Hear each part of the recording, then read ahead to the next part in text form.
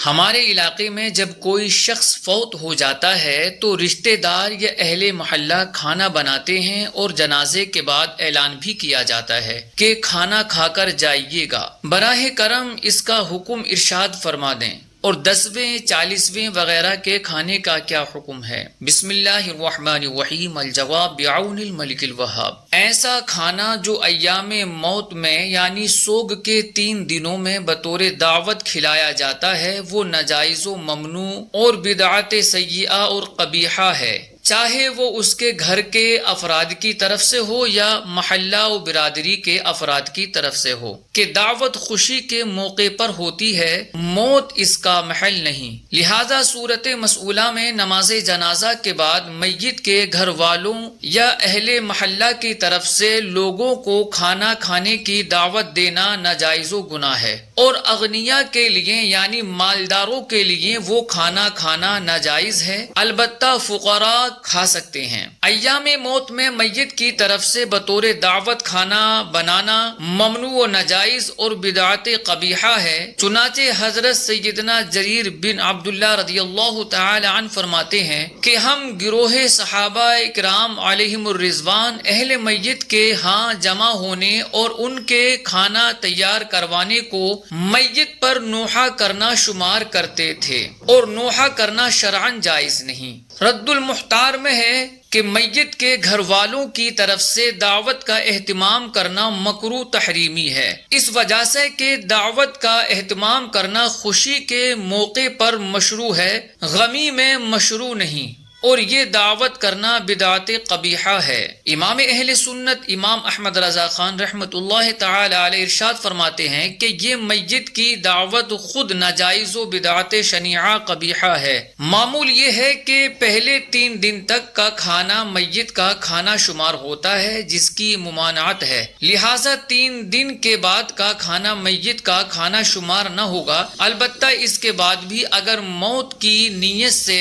دعوت کی گئی تو وہ دعوت بھی میت کا کھانا کہلائے گی اور ممنوع ہوگی۔ چنانچہ فتاوی تاتار خانیہ میں ہے کہ میت والوں کا 3 دن تک دعوت کے طور پر کھانا تیار کرنا جائز نہیں۔ امام اہل سنت امام احمد رضا خان فاضل بریلوی رحمۃ اللہ تعالی علیہ اس بارے میں فرماتے ہیں کہ 3 دن تک اس کا معمول ہے، لہذا ممنوع ہے، اس کے بعد بھی موت کی نیت سے اگر دعوت کرے گا ممنوع ہے۔ میت کا کھانا صرف فقراء کھا سکتے ہیں، اغنیاء یعنی مالدار کے لیے کھانا جائز نہیں، لہٰذا پہلے، دوسرے اور تیسرے دن جو کھانا بطور دعوت تیار کیا جائے اس کا کھانا اغنیاء یعنی مالداروں کے لیے جائز نہیں۔ چنانچہ فتاوی رضویہ شریف میں ہے کہ اغنیاء کو اس یعنی جو کھانا ایام موت میں بطور دعوت دیا جائے اس کا کھانا جائز نہیں، اور سوگ کے 3 دنوں کے بعد 40ویں تک روزہ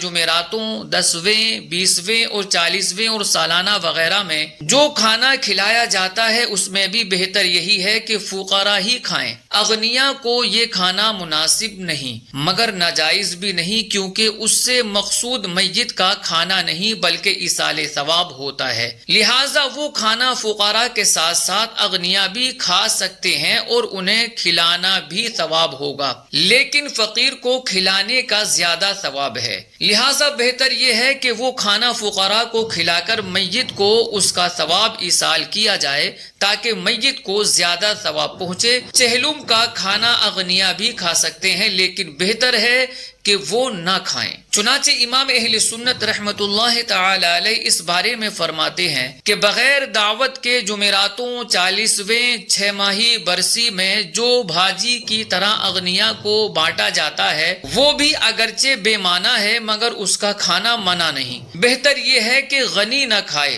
اور فقیر کو کچھ مذائقہ نہیں کہ وہی اس کے مستحق ہیں۔ ایک مقام پر فتاوی رضویہ شریف میں ہے کہ عوام مسلمین کی فاتحہ چہلم برسی ششماہی کا کھانا بھی اغنیاء کو مناسب نہیں۔ اغنیاء پر نفلی صدقہ کرنا بھی نیکی کا کام ہے لیکن فقیر پر صدقہ کرنے میں زیادہ ثواب ہے۔ چنانچہ رد المحتار میں ہے کہ ذخیرہ میں اس بات کی صراحت کی گئی ہے کہ غنی پر صدقہ کرنا بھی قربت یعنی نیکی ہے، لیکن فقیر پر تصدق سے کم درجہ ہے۔ امام اہل سنت علیہ الرحمہ ایک اور مقام پر ارشاد فرماتے ہیں کہ عرف عام پر نظر شاہد کے چہلم وغیرہ کے کھانے پکانے سے لوگوں کا اصل مقصود میت کو ثواب پہنچانا ہوتا ہے، اسی غرض سے یہ فعل کرتے ہیں، ولہذا اسے فاتحہ کا کھانا یا چہلم کا کھانا وغیرہ کہتے ہیں، اور شک نہیں کہ اس نیت سے جو کھانا پکایا جائے مستحسن ہے، اور عند تحقیق صرف فقراء ہی پر تصدق میں ثواب نہیں بلکہ اغنیاء پر بھی مورث ثواب ہے۔ اور یہ بات ذہن نشین کر لیجئے کہ اولیاء کرام و بزرگان دین رحمہم اللہ المبین کے ایصال ثواب کے لیے مثلا 11ویں شریف وغیرہ پر جو لنگر و نیاز کا اہتمام کیا جاتا ہے، اس کا کھانا امیر و غریب ہر مسلمان کے لیے جائز ہے کہ وہ پاک روحوں کے ایصال ثواب کے لیے پکایا گیا پاک و بابرکت کھانا ہے۔ واللہ اعلم، تبارک و تعالی و رسولہ اعلم، صلی اللہ علیہ وسلم۔